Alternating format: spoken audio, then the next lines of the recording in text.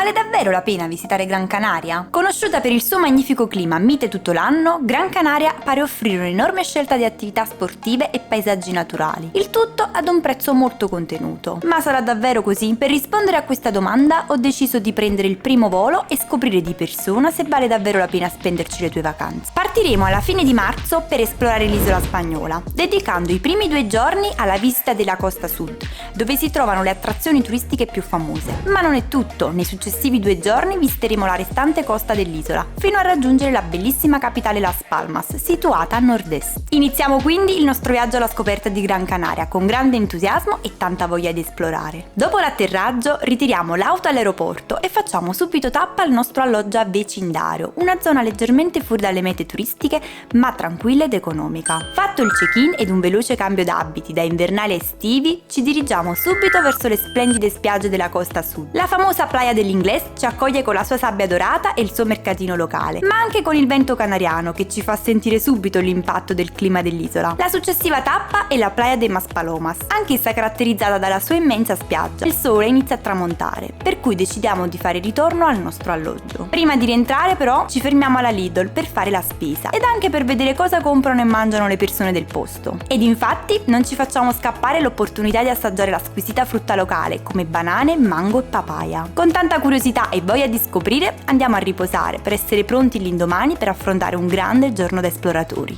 Oggi si comincia il vero e proprio tour e andiamo a scoprire le spiagge più gettonate e suggestive nella zona sud dell'isola. E adesso vado alla scoperta del Puerto de Mogán, che è una piccola cittadina sulla costa sud-occidentale dell'isola Gran Canaria ed è stata soprannominata Piccola Venezia o Venezia delle Canarie. Quindi mi sono molto incuriosita di questo soprannome e quindi ho googolato e ho scoperto che questo soprannome le è stato dato per via dei canali che collegano il porto turistico al porto dei pescatori. Le viuzze strette e colorate piene di fiori e persone ci lasciano senza fiato. Le casette bianche rispecchiano in tutto e per tutto l'atmosfera costiera e rilassata. Ma la vera sorpresa è il porto, dove le barche antiche si mescolano a quelle moderne e l'acqua cristallina sembra essere stata dipinta da un artista. Giungiamo poi alla spiaggia di Mogán, una vera oasi di pace e tranquillità. La zona è riparata dal vento, il mare è incredibilmente calmo e la spiaggia è grande e sabbiosa. Connubio perfetto che ci invoglia a fare una nuotata rilassante. E anche se l'acqua non è limpida come in altre spiagge, iniziamo a prendere la prima tintarella del viaggio. Ma la spiaggia di Mogán non è solo un luogo dove rilassarsi. Qui infatti ci sono moltissime attività da fare, come il kayak, il windsurf, il surf, immersioni subacquee e pesca sportiva. Mentre riprendiamo a girovagare per le viuzze di Mogán, notiamo delle scalinate e ovviamente decidiamo di percorrerle. Lungo le scale ho fatto amicizia con un simpaticissimo gattone molto amichevole e sono rimasta un po' a fargli le coccole prima di proseguire. E se venite al Puerto de Mogán non potete assolutamente perdervi il Mirador Moreno. Tantissime scale, un po' faticoso, ma la vista è veramente bellissima. Ne vale la pena, venite. Immersi nella bellezza di Mogán, avrei voluto continuare a passeggiare per le sue viuzze fiorite all'infinito, ma la tarda ora ci richiama all'ordine e ci spinge verso la prossima tappa del nostro itinerario. Dopo un breve tragitto raggiungiamo la leggendaria Playa de Amadores, conosciuta come la spiaggia dell'amore, un luogo che emana romanticismo per le coppie e le famiglie che la frequentano. Qui ci concediamo solo una passeggiata sulla sabbia, ma devo dire che è stata la mia spiaggia preferita fino ad ora. Ci dirigiamo verso il pittoresco villaggio di pescatori di Argugenin. Stavolta preferiamo passeggiare lungo la strada pedonale del villaggio, affollata di piccoli bar e di gente del posto. Con l'ora del tramonto che si avvicina, il mio piano è quello di raggiungere le famose Dunas de Maspalomas, dove poter assistere ad uno spettacolare tramonto. Ci troviamo di fronte a un vero e proprio deserto di 4 km quadrati su cui è possibile passeggiare e fare delle incredibili foto. Ma ciò che mi lascia senza parole è proprio il tramonto mozzafiato. Con il sole che diventa un'enorme palla rossa, l'atmosfera diventa sempre più magica e indimenticabile. La nostra giornata si conclude e rientriamo a casa.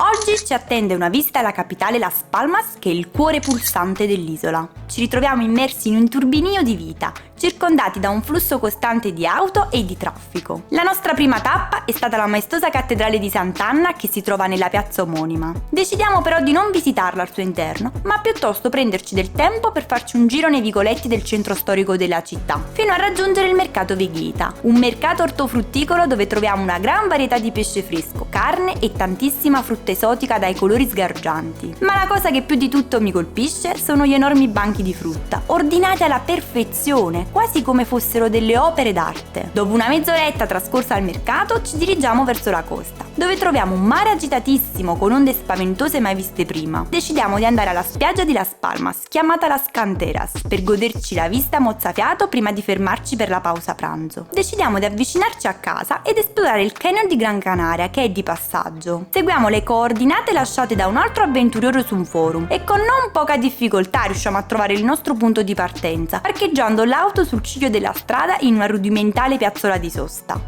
Non pensavo il percorso fosse così difficile, però spero ne vale veramente la pena. Stiamo andando a visitare il Barranco de las Vacas. Dicono che assomiglia a un piccolo canyon, sono troppo curiosa. Andiamo!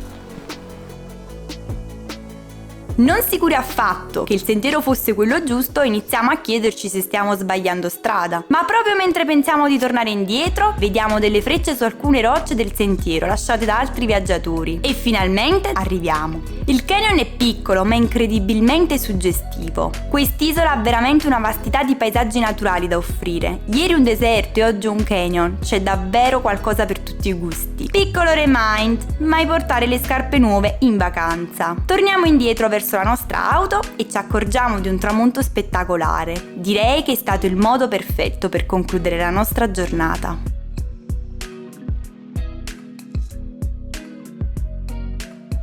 Oggi ci aspetta un viaggio lungo la costa occidentale dell'isola. Riprenderemo infatti la costa sud dal Puerto di Mogan, risalendo verso il nord, esplorando quindi tutta la costa occidentale. La nostra prima tappa è la montagna di Los Azulejos, nota per le sue venature color pastello che sembrano un arcobaleno incantato. Lilla, verde, giallo, arancione, blu.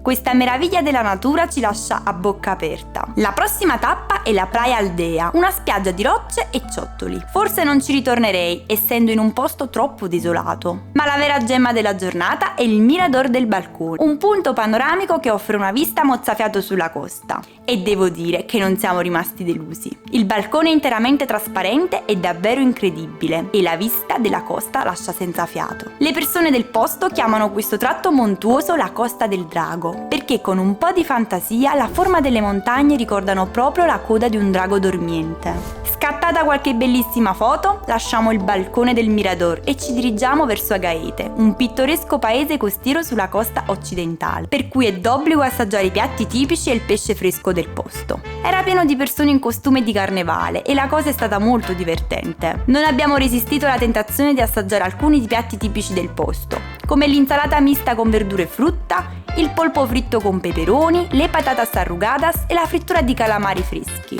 Dopo il ricco banchetto abbiamo deciso di fare una passeggiata sulla spiaggia e godere della brezza marina. Abbiamo passeggiato sul lungomare di Agaete fino ad arrivare alle bellissime piscine naturali munite di scalette. Uno spettacolo unico della natura, dove l'acqua cristallina incontra la costa rocciosa. Soddisfatti della nostra giornata, decidiamo di rientrare e prepararci per il giorno seguente. L'ultimo giorno del viaggio è sempre un po' malinconico e questo si sa, ma abbiamo deciso di sfruttarlo al massimo visitando la costa orientale, ancora inesplorata. La prima tappa è stata davvero spettacolare, il Bufadero della Garita, 2 cavità nella roccia di una bellezza mozzafiato. Siamo rimasti incantati dallo spettacolo delle onde che si infrangono sugli scogli e si trasformano in un getto d'acqua che si innalza verso il cielo come un vulcano in eruzione. Successivamente ci siamo recati al Giardin Canario Botanico, ricco di una straordinaria varietà di cactus e alberi particolari. Dopo una mattinata così intensa, ora abbiamo proprio bisogno di una pausa pranzo rigenerante. E così raggiungiamo la playa di Melenara, poiché avevamo letto buone recensioni sui ristoranti costieri della zona. Questa spiaggia è conosciuta per la presenza della statua del dio Nettuno, che si erge in mare nonostante il forte vento e le onde. Adesso stiamo aspettando un'oretta per la coda per poter entrare nel ristorante dove andremo a mangiare del buonissimo pesce fresco. E beh, qui a Gran Canaria ne approfittiamo ovviamente finché possiamo e abbiamo tempo. E adesso vi facciamo vedere che cosa ordiniamo. Il ristorante locale ci ha servito delle polpettine di pesce fresco e frutti di mare e qui abbiamo potuto assaggiare le famose patelle locali, cotte sulla piastra e condite con la deliziosa salsa alle erbe chiamata mojo, un vero e proprio piacere per il palato. E dopo un buonissimo gelato al gusto fico d'India, yogurt e maracuja, siamo rientrati a casa ed è arrivato il momento di fare le valigie. Prima di salutare l'appartamento, il proprietario ci ha sorpreso mostrandoci una macchina Fiat 1100 d'epoca. È stato proprio un bel modo per concludere questo viaggio a Gran Canaria. Beh, è giunto il momento di tirare le somme della nostra avventura sull'isola. Abbiamo esplorato un'ampia varietà di paesaggi naturali, da coste incantevoli a dune di sabbia mozzafiato e montagne maestose. Per quanto riguarda il cibo, non posso dimenticare il gusto unico e inimitabile della frutta esotica fresca coltivata proprio sull'isola. E con 20-25 euro a persona si riesce a mangiare dell'ottimo pesce fresco al ristorante. Il clima è fantastico. Il periodo da maggio a settembre è perfetto se vuoi goderti il mare con acqua più calda, ma puoi prendere una bella abbronzatura tutto l'anno. Se stai cercando una vacanza economica, Gran Canaria è di sicuro un'ottima scelta. Quanti giorni ti servono per visitare quest'isola? Noi in 5 giorni abbiamo completato il nostro itinerario senza fretta. Ma se vuoi visitare anche l'entroterra e la parte nord-occidentale dell'isola, ti consigliamo di aggiungere 2 giorni in più. Ovviamente la scelta dipende dai tuoi interessi.